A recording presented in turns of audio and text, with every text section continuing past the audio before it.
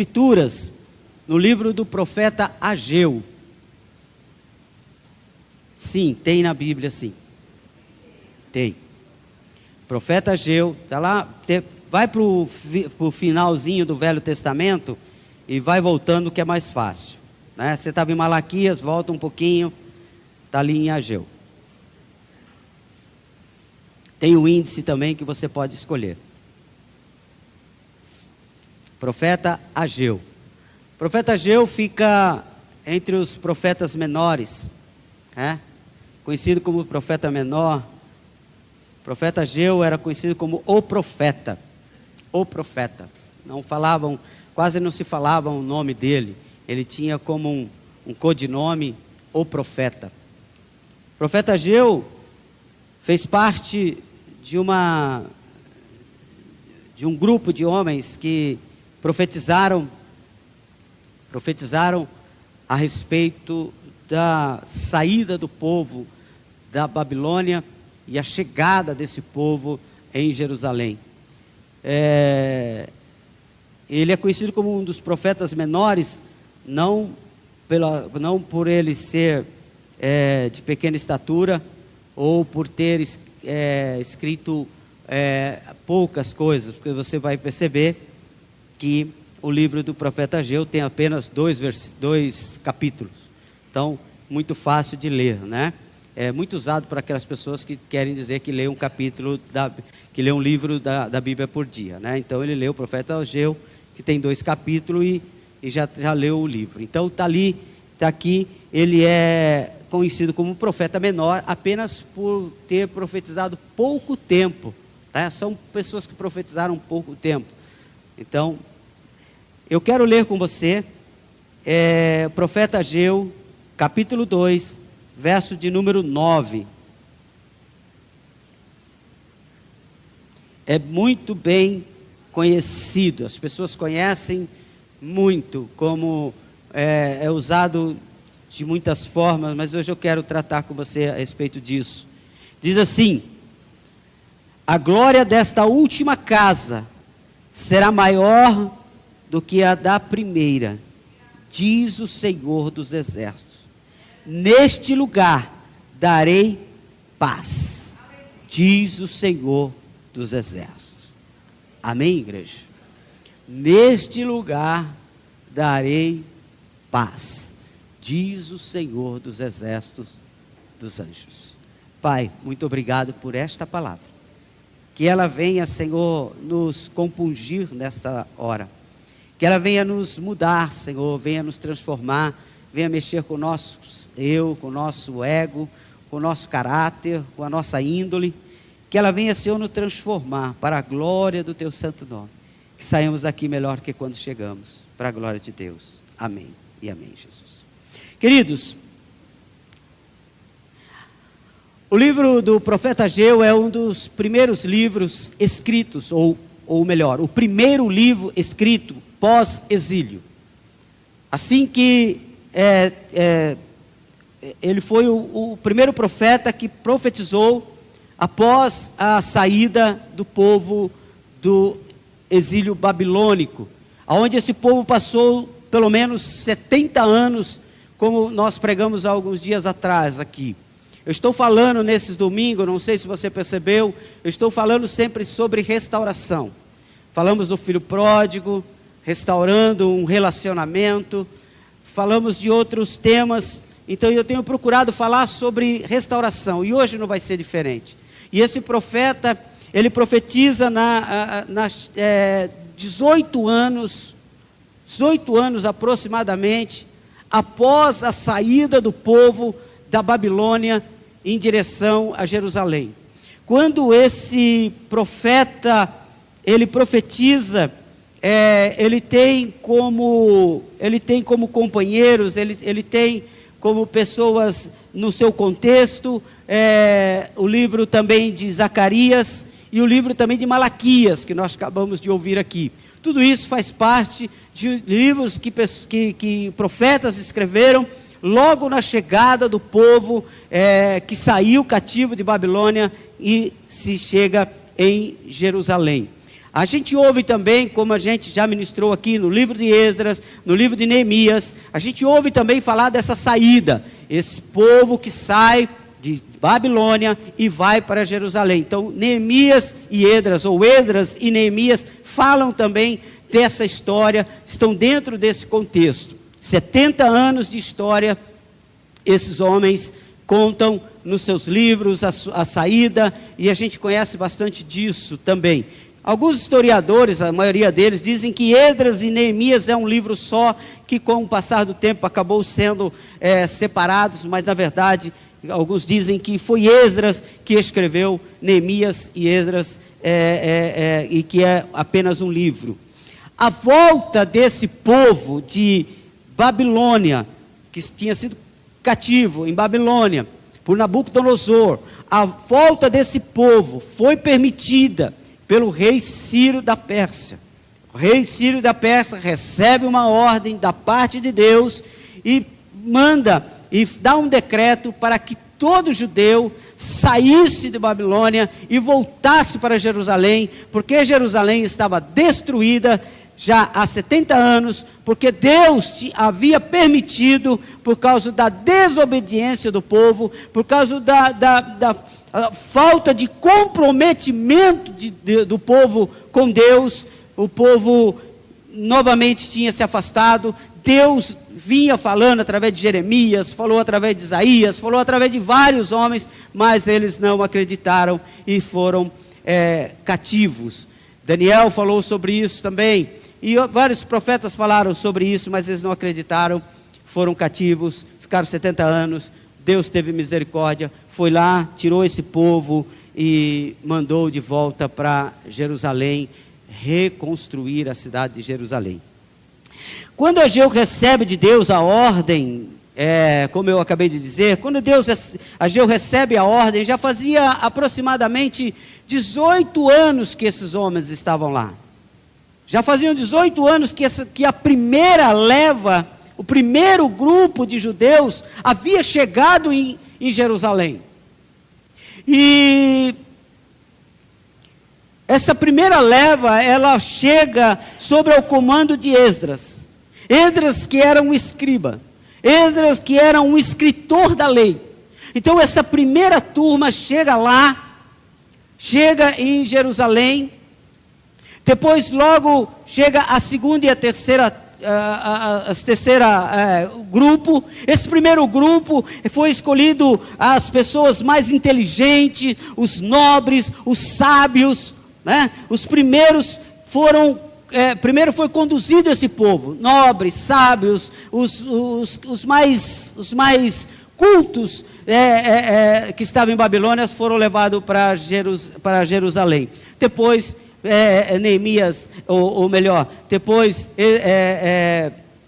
eles levam um outro grupo de pessoas e lá eles começam a reconstrução, não só do templo, mas a reconstrução de toda a chegada, de toda a cidade. Então, quando você imagina, chegam em Jerusalém, você imagina que muitos nem conheciam Jerusalém, nem haviam conhecido Jerusalém. Muitos que estavam chegando de Jerusalém, conheciam Jerusalém só de ouvir falar, só das histórias dos seus pais, porque foram 70 anos. Dizem que, os historiadores dizem que Ageu tinha aproximadamente de 75 a 80 anos. O que Ageu conhecia, ele tinha uma pouca lembrança da sua infância, do que ele passou em Jerusalém, do que ele viu dos muros de Jerusalém. Ele viu os sacerdotes no templo de Jerusalém. Ele conhecia Jerusalém, mas na sua infância. Muitos que estavam chegando nunca tinham visto Jerusalém. Alguns sim, alguns anciões, alguns homens de mais idade conheciam Jerusalém, mas a maioria era novo. E eles tinham uma expectativa: quando nós chegarmos em Jerusalém vai dar tudo certo. Quando nós chegarmos em Jerusalém vai ser bênção.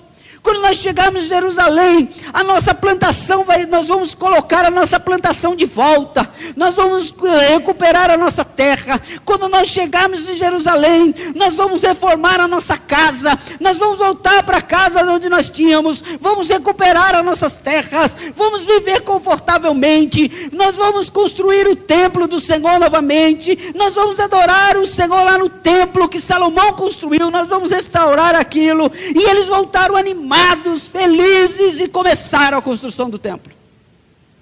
E eles começaram a construção do templo, e eles estavam alegres, e eles estavam felizes, e eles estavam extremamente animados, e foi passando o tempo, e eles começaram a construir, e a Bíblia diz que eles colocaram os alicerces do templo, começaram os alicerces do templo. Eles começaram a fazer as suas casas, eles começaram a fazer as plantações, eles começaram a trabalhar na restauração da cidade de Jerusalém.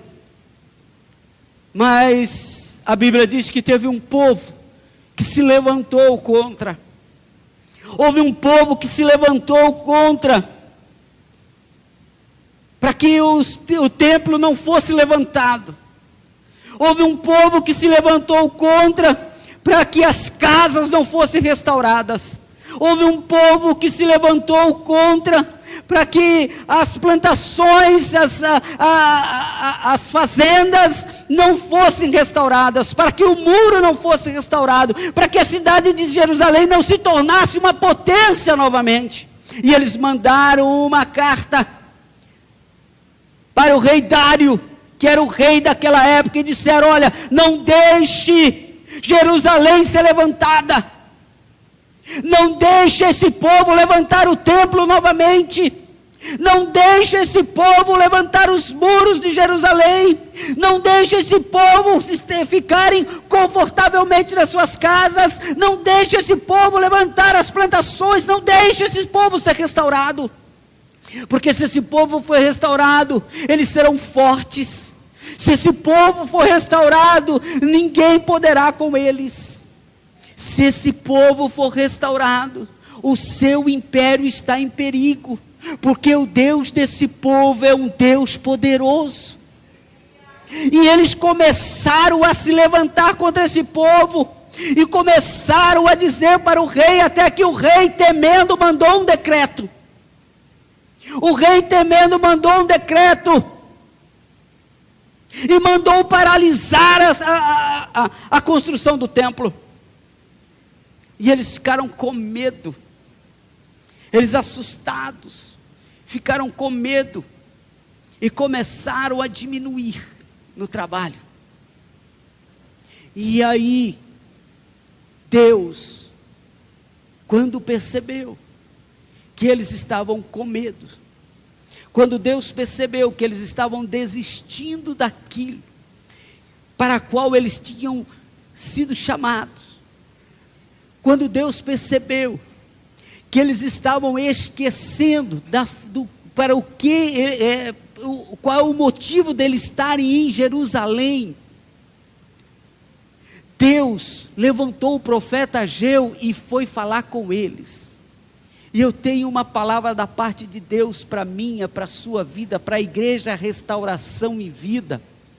Quando nós esquecemos qual é o nosso propósito aqui nessa terra, aleluia, Deus levanta profetas para falar conosco. Labachure canta, labacebe achai.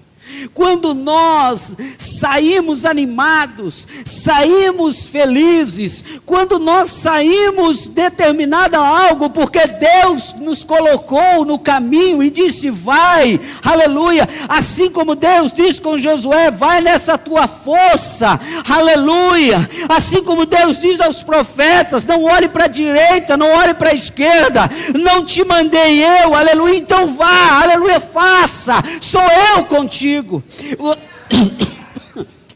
Você vai ver por muitas vezes no livro de Ageu, Deus dizendo assim: olha, a minha mão está sobre vocês, aleluia. Você vai ver muitas vezes o profeta dizendo: ei gente, vamos continuar, porque as mãos de Deus estão sobre nós, aleluia, louvado seja o nome do Senhor.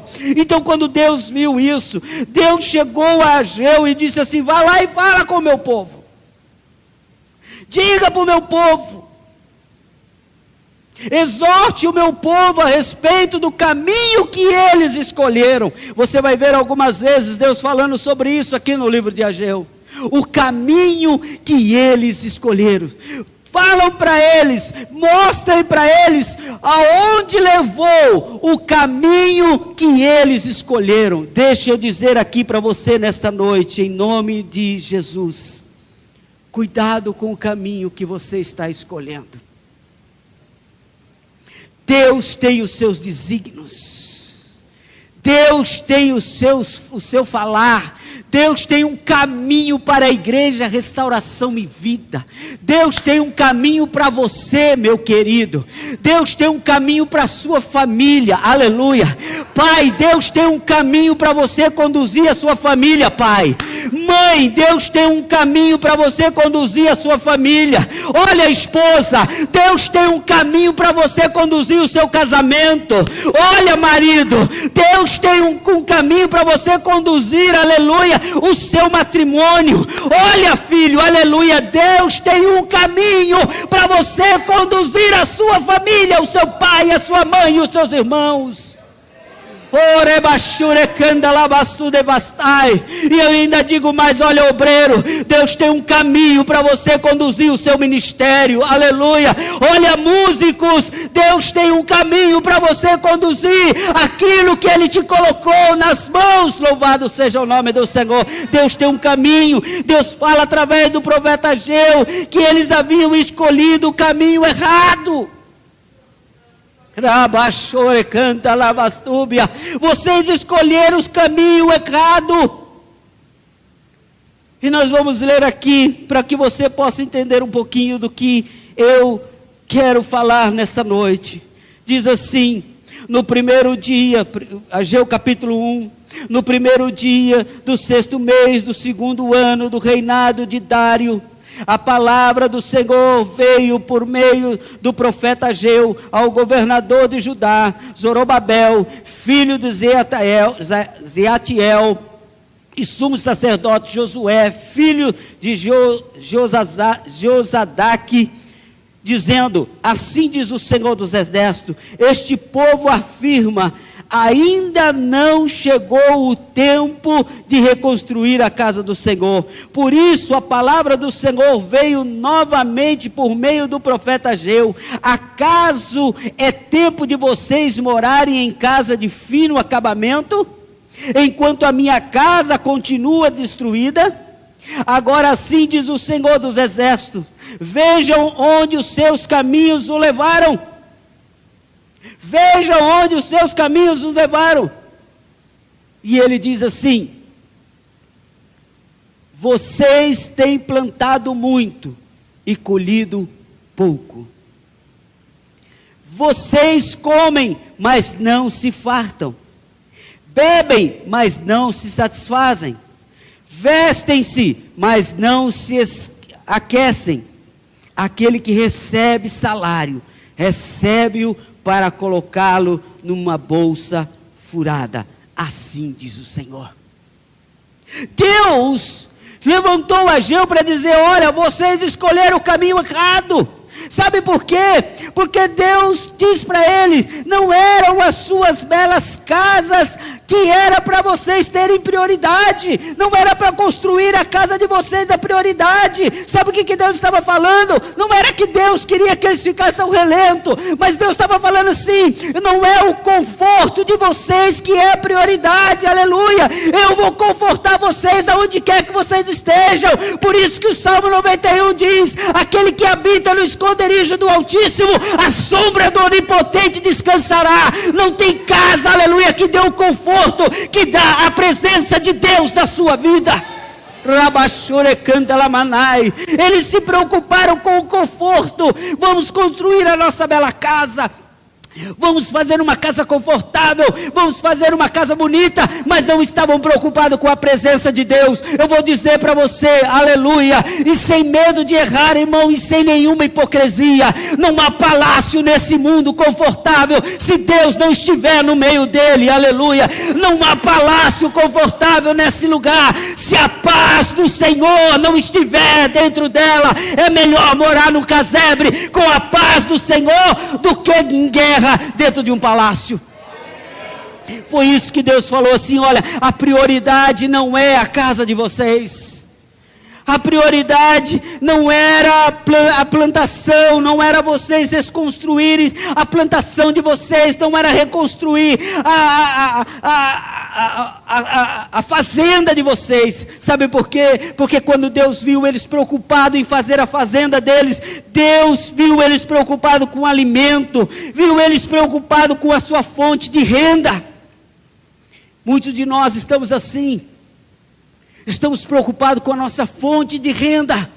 Estamos preocupados com a nossa alimentação. Da onde eu vou tirar? Da onde eu vou comer? Da onde que eu vou fazer? Deus já falou, aleluia, através do salmista: um dia eu fui velho, eu fui novo, mas hoje eu sou velho, aleluia.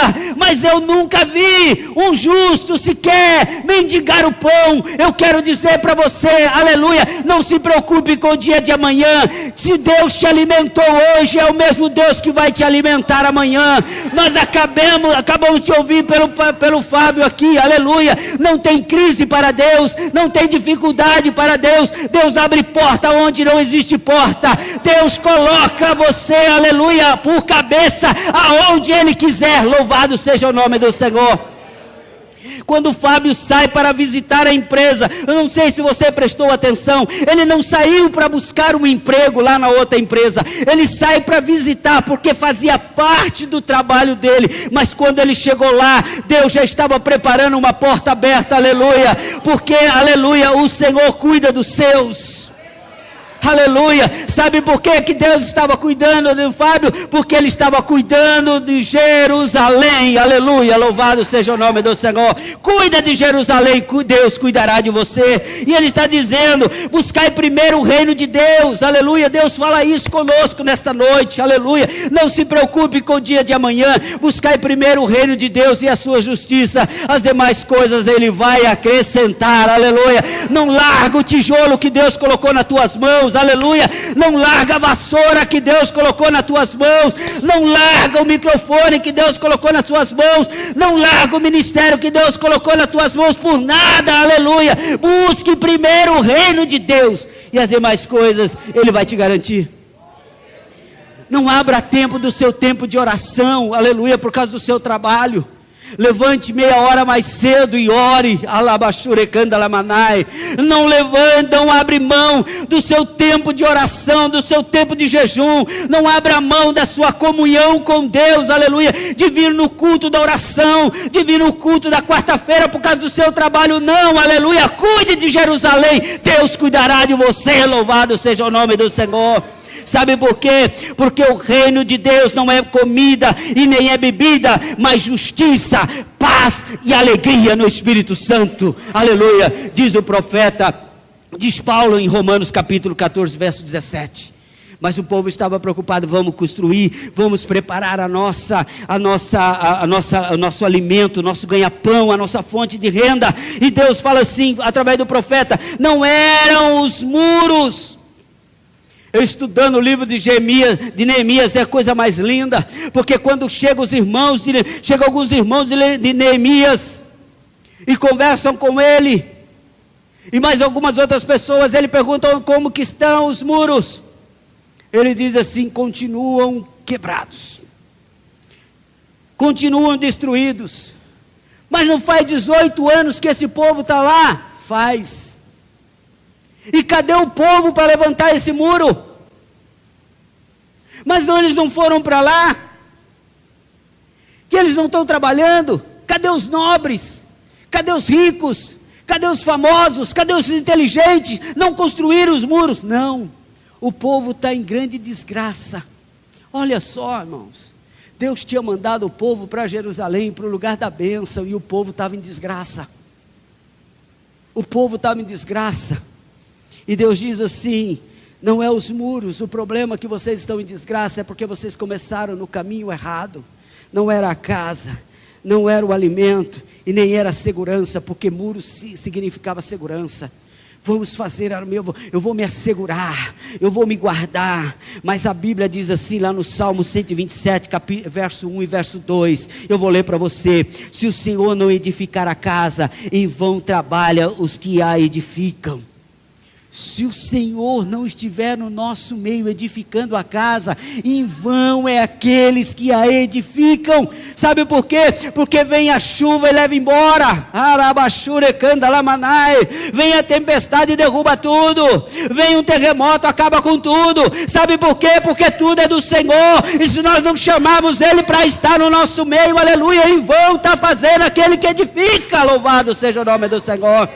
Isso é tudo na nossa vida, irmão, aleluia. Se Deus não estiver no meio da tua família, você pode estar se sacrificando, você pode estar comprando a melhor casa, você pode estar comprando o melhor carro, você pode estar levando a sua família para visitar os melhores lugares, os melhores hotéis, indo para os melhores países, mas se o Senhor não estiver no meio, meu irmão, tudo isso é frágil, porque Ele diz: se o Senhor não edificar, em vão trabalhos que edificam. Se o Senhor não guardar a cidade, em vão vigia o sentinela.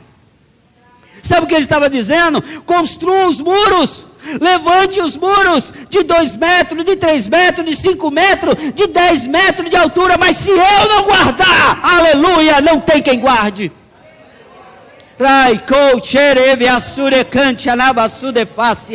Irmão, a nossa casa é super protegida. Eu tenho certeza que você tranca a sua porta. Eu tenho certeza que você se observa bem antes de chegar em casa. Eu tenho certeza que você cuida para não deixar o gás ligado. Você toma todo o cuidado, mas eu vou dizer, a melhor coisa que você tem para fazer é, antes de entrar e sair em casa, você diga: Senhor, guarda o meu lar. Louvado seja o nome do Senhor. Porque não adianta segurança, não adianta alarme, não adianta nada, se o Senhor não guardar, em vão vigia o sentinela. Ninguém viu e ninguém vê. E ele diz aqui: não adianta muro, vocês começaram pelo lugar errado. E olha o que ele fala: inútil vos será levantar de madrugada, repousar tarde e comer o pão de dores, pois assim dá Ele aos seus amados o sono. Sabe o que ele está querendo dizer? Não adianta você ficar querendo se cercar, se proteger, sabe, com bens materiais. Vou trabalhar no sábado, vou trabalhar no domingo. Pastor, eu não posso mais vir na igreja. Por quê? Porque agora eu trabalho de sábado, domingo, eu trabalho à noite, trabalho de dia. Pastor, estou com 3 trabalhos. Pastor, eu não tenho nem tempo para orar. Ora por mim, não leio mais a Bíblia, não fala nada. Sabe o que Deus está falando? Você está fazendo isso em vão, você está perdendo o seu tempo, você não está agradando a Deus, aleluia, porque quem dá o sustento é Deus, aleluia, quem nos sustenta é o Senhor. Alegra a Deus e Ele se alegrará com você. E Ele deixou claro aqui na sua palavra, não adianta levantar de madrugada nem repousar tarde. Sabe por quê? Porque o Senhor não está guardando. E se Ele não guarda, irmão, as coisas correm pelo nosso dedo e a gente nem sabe. Porque a gente trabalha.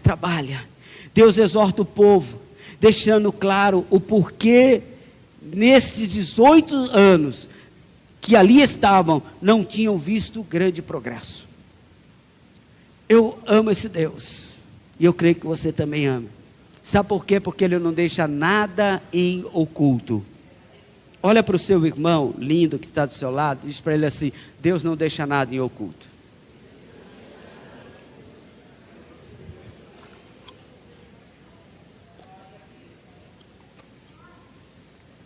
Nada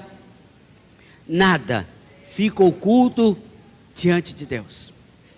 Nada. capítulo 1, no verso 5, nós acabamos de ler, ele explica por que não está dando certo as coisas nesses 18 anos. Por que vocês não conseguiram levantar o templo? Por que vocês não conseguiram ainda arrumar a casa de vocês? Por que os muros ainda estão caídos? Porque o grande problema aqui, irmão, se você for ler, estudar um pouco, você vai ver que o povo estava triste e desanimado. Porque além deles ter sido ameaçados pelos samaritanos, que foi o povo que Deus levantou para assustar esse povo, eles estavam tristes porque a plantação não ia. Eles plantavam e não dava nada, Renê. Eles plantavam e não chovia. E Deus disse para eles assim: agora sim, diz o Senhor dos Exércitos, veja onde o caminho de vocês levaram vocês. Está vendo onde vocês estão? Vocês têm plantado muito e colhido pouco. É isso que levou vocês. Sabe o que Deus está falando? Você está trabalhando muito e não está vendo nada. Quanto mais você trabalha, parece que mais falta. Deus está falando com pessoas aqui. Você está lutando para ganhar mais, mas parece que quanto mais você ganha, parece que quanto mais você ganha, mais falta. É isso que você está fazendo, você investe, mas não dá. E ele diz assim: olha, vocês estão plantando, mas estão colhendo pouco. Vocês comem, mas não se fartam. Sabe o que é isso? Você sempre tem algo, sempre está faltando algo. Há um vazio dentro de você. Há um vazio dentro de você. Falta alguma coisa que te complemente. Eu já disse aqui algumas vezes, eu gosto de falar isso nas minhas ministrações. Tem momentos nas nossas vidas que a gente está, sei lá, de repente sentado no sofá, assistindo a televisão, ou fazendo qualquer coisa. Daqui a pouco você diz assim: nossa, eu estou com vontade de comer um negócio, mas eu não sei bem o que é. Aí eu, como tenho uma esposa, graças a Deus, prendada, ela começa a passar o cardápio. Você quer isso? Não. Você quer aquilo? Não. Você quer aquilo outro? Não. Ela fala: então eu não posso fazer nada. Aí eu falo para ela: é que eu queria um negócio e eu não sei o que é. Sabe o que é isso? Você come e não está satisfeito. Falta alguma coisa. Eu quero dizer para você: Deus quer te satisfazer aqui nesta noite. Deus quer te satisfazer, quer tirar esse vazio que tem dentro de você. E Ele continua ensinando. Vocês comem e continuam sentindo falta. Vocês bebem e não satisfazem. Vocês vestem e não se aquecem. Ei, aleluia, nem vou falar nada dessa parte. Aquele que recebe salário, recebe e coloca numa bolsa furada. Você sabe o que é isso? Sabe aquele salário que não dá no fim do mês? De jeito nenhum.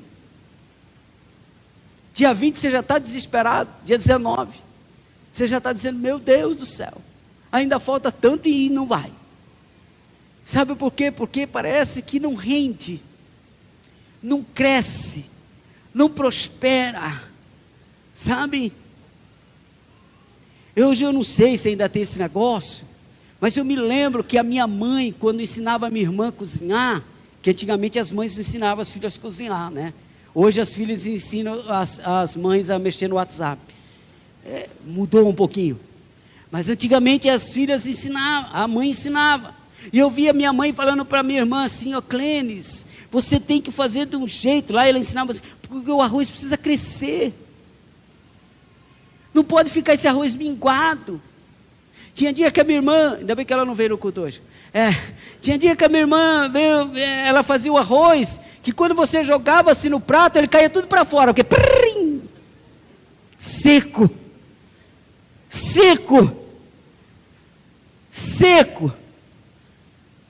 parecia arroz cru. Quando você bate no coisa assim, ele volta para fora.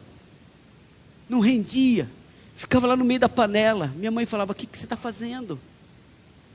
Minha mãe fazia o arroz transbordava. rendia. E era a mesma quantidade de arroz. Era a mesma xícara que a minha mãe mandava colocar.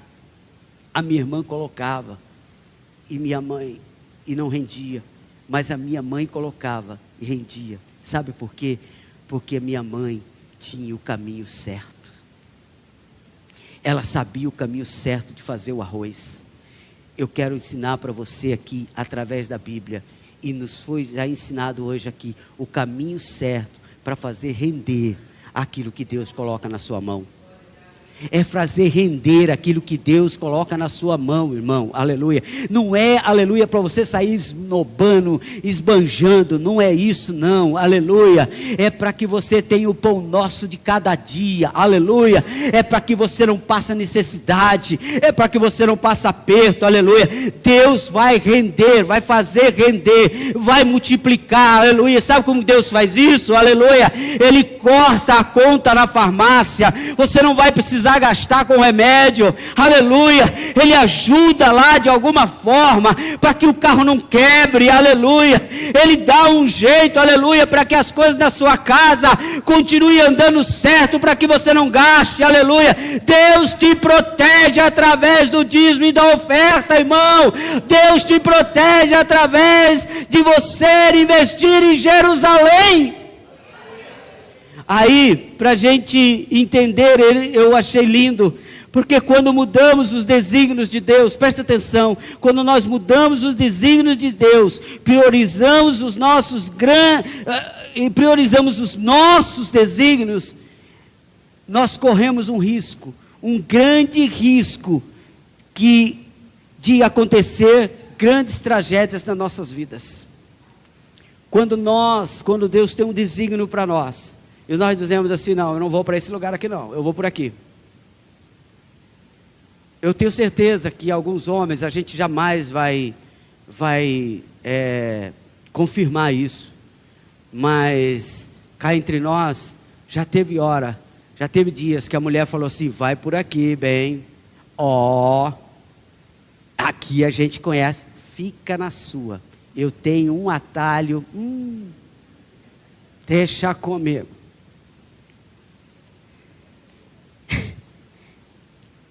Por que você não foi por onde a gente sempre ia bem?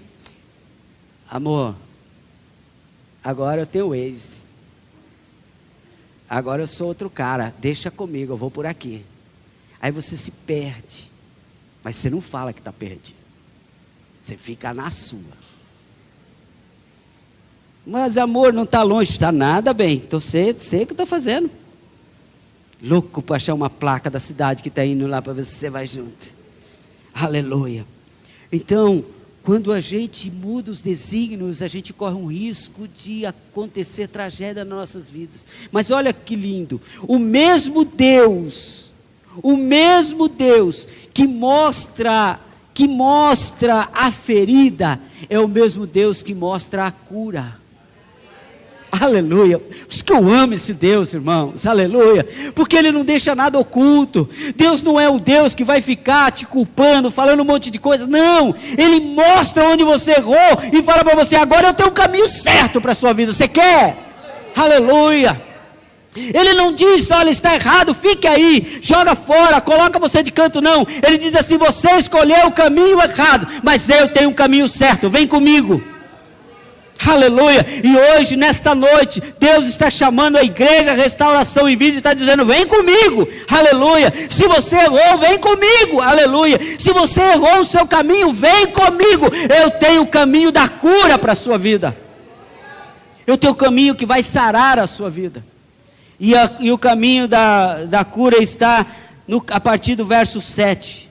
Ele diz assim, olha ele ensinando. Assim diz o Senhor dos Exércitos: veja onde os seus caminhos os levaram. Olha que lindo.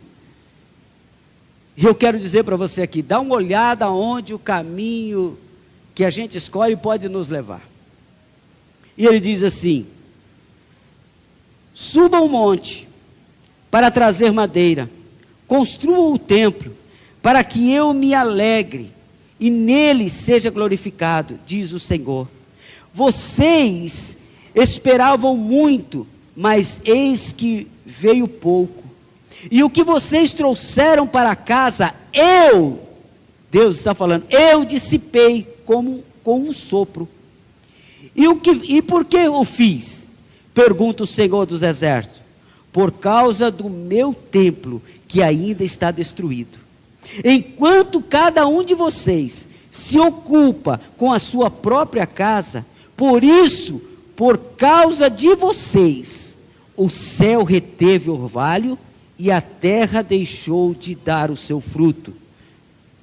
Nos campos e nos montes, provoquei uma seca que atingiu o trigo, o vinho, o azeite e tudo mais que a terra produz. E também os homens e o gado, o trabalho da mão de vocês foi prejudicado. Você consegue entender isso, irmão? Ele está dizendo aqui, eu vou dizer para vocês onde vocês erraram. Eu vou dizer para vocês onde está a ferida. Mas eu vou mostrar para vocês como vocês vão sarar isso aí. Vou mostrar. O problema todo foi porque vocês me esqueceram. O problema todo foi porque vocês construíram a casa de vocês. E quando vocês estavam construindo a casa de vocês, eu estive lá. Mas não era para ajudar, era para impedir. Você entende? Deixa eu falar algo aqui, mas eu quero que você entenda isso com muito cuidado. Você entende que há momentos que Deus é o nosso inimigo?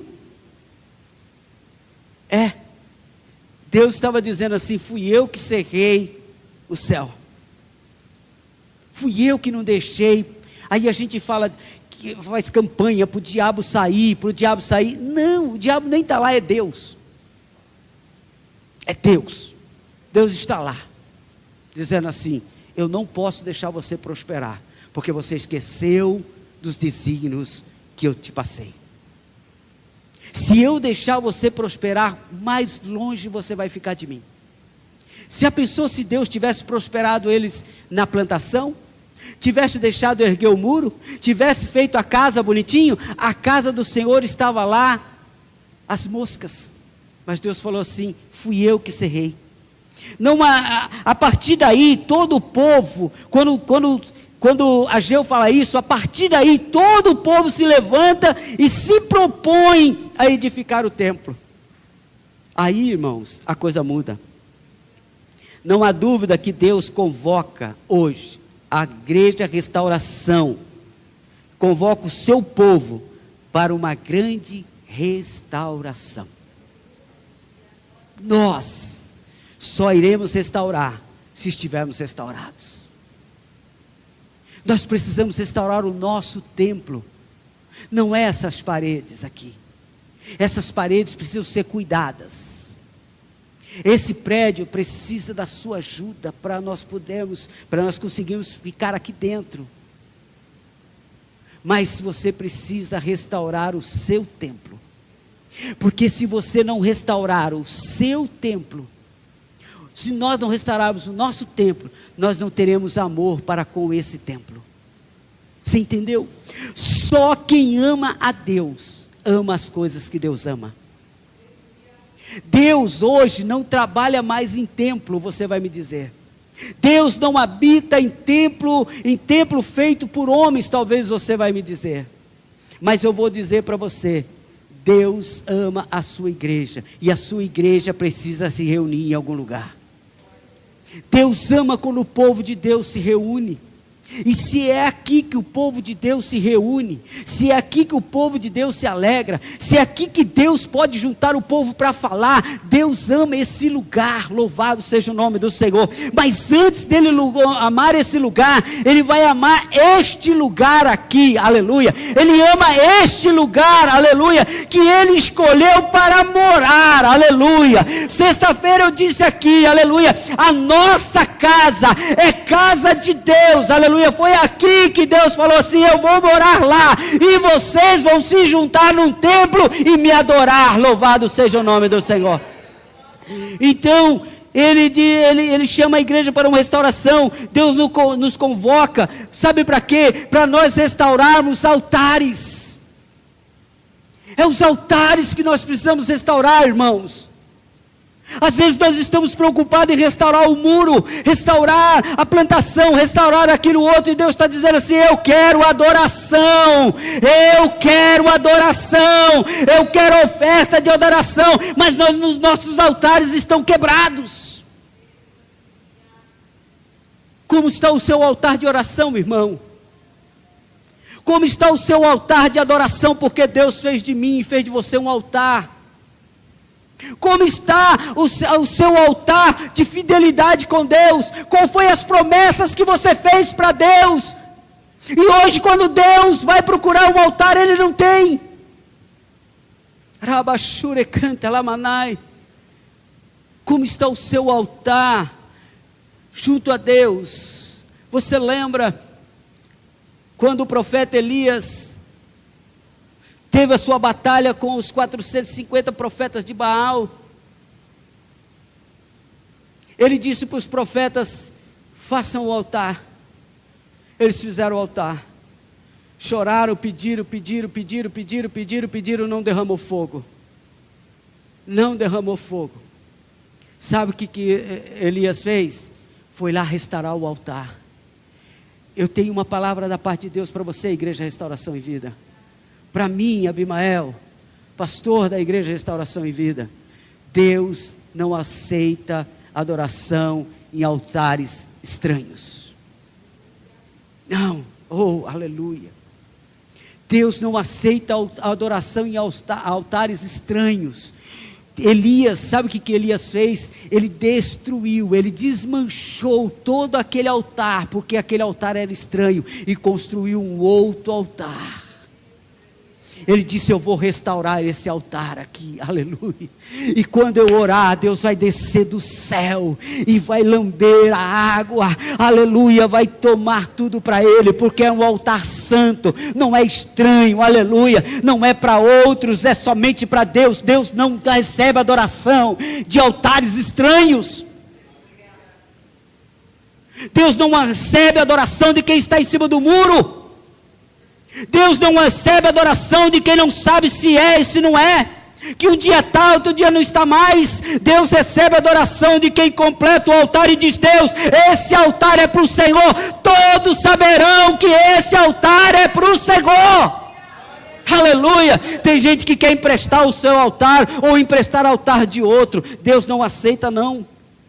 Deus não aceita. Deus nos chamou para restaurar o altar. Quando o templo estava sendo restaurado, havia alguns opositores, pessoas que se levantaram, para que o altar não fosse levantado, para que o templo não ficasse restaurado. Havia alguns que já saíram de lá e viram o primeiro templo, e começavam a chorar, dizendo: mas nem se parece com o primeiro templo, nem se parece com o início. O templo de Salomão era suntuoso, era isso, aquilo outro. Agora vocês estão fazendo esse templozinho. Irmãos, deixa eu dizer para você, saia daqui nesse domingo dizendo: Senhor, eu vou levantar o meu templo de novo, eu vou levantar o meu altar, Senhor, de novo. Sabe por quê, irmãos? Nós vamos completar agora em março 10 anos de Igreja Restauração e Vida. Muitos já se levantaram contra esse lugar, muitos quiseram derrubar o altar, muitos quiseram derrubar o templo, mas de tempo em tempo Deus vem e levanta, aleluia. Deus restaura o templo, Deus restaura o altar, e a igreja continua triunfante. Louvado seja o nome do Senhor. Sabe por quê? Aleluia. Porque nós abrimos a nossa boca, aleluia, e saímos de cima do muro e declaramos que nós somos do Senhor, aleluia, e que não temos medo de ninguém, não fazemos conchavos com outros altares. Nós continuamos dizendo: Senhor, somos o teu altar. Ninguém vai vir sacrificar nesse altar aqui não, irmão. Ninguém de outras religiões, de outros lugares, que outras coisas, que outros pensamentos vão vir sacrificar aqui não. Aqui só sacrifica para o Senhor, só para o Senhor.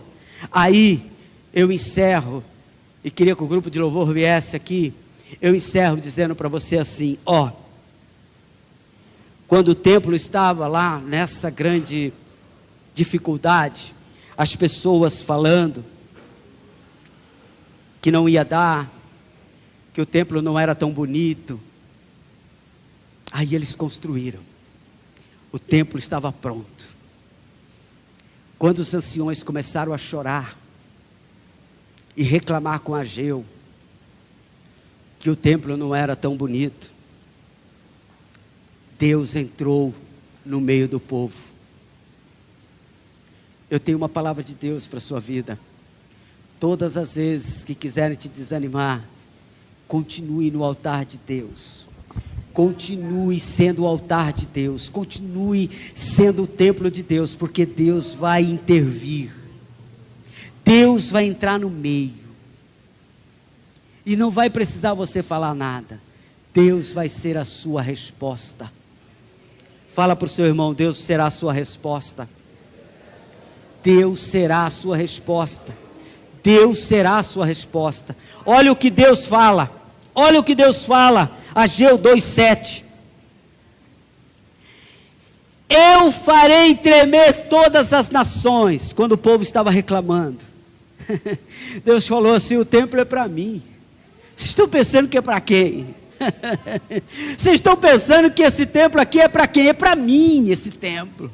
E olha o que eu vou fazer com esse templo, porque para mim não tem nada pequeno. Se é para mim, é para minha glória, aleluia. Então, irmão, não tem oraçãozinha, não tem igrejinha, não tem fezinha. Se for para Deus, aleluia, é para a glória dele, é muito. Ele diz assim: eu farei tremer todas as nações, e virão coisas preciosas de todas as nações, e encherei esta casa de glória, diz o Senhor dos exércitos. Louvado seja o nome do Senhor.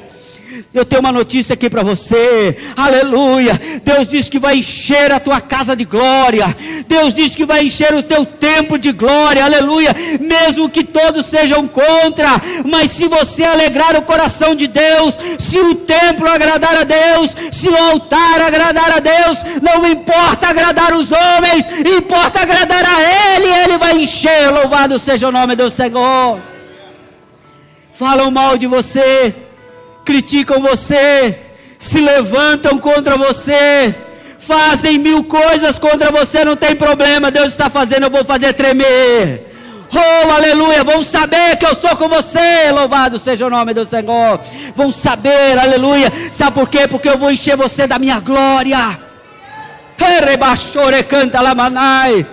Vou encher a igreja, a restauração da minha glória.